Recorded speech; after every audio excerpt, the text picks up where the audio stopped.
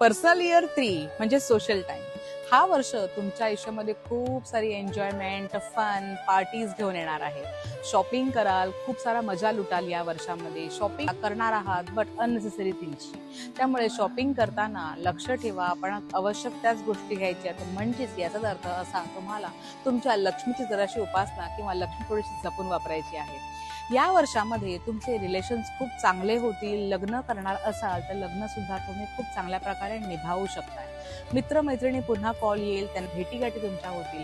त्यामुळे हा fun time enjoy करा. 3 जेव्हा पर्सनल इयर आपला येतो ना, तेव्हा आपल्याला थोडं आपल्या एज्युकेशनमध्ये ग्रोथ आणायची असते किंवा आपलं सर्टिफिकेशन कोर्सेस जे काही आपलं पेंडिंग एज्युकेशन असेल त्याकडे थोडं लक्ष घालायचं असतं. तिकडे आपल्याला सक्सेस नक्की मिळते. पर्सनल इयर तुमचा जर 4 येत असेल तर लक्षात ठेवा, time to be a workaholic. तुम्हाला तुमच्या कामामध्ये अगदी स्वतःला झोकून द्यायचं आहे.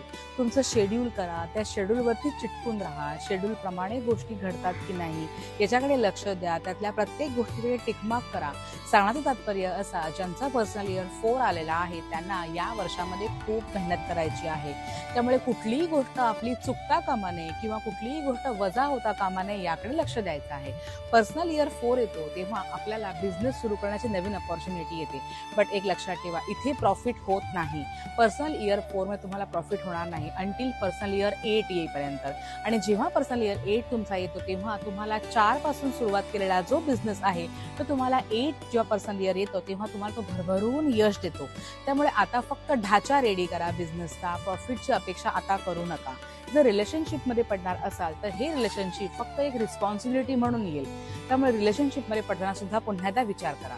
तुम्ही तुमची जन्मतारीख मला कमेंट करून नक्की कळवा. तुमचं पर्सनल इयर काय आहे हे तुम्हाला मी रिप्लाय करून सांगेन.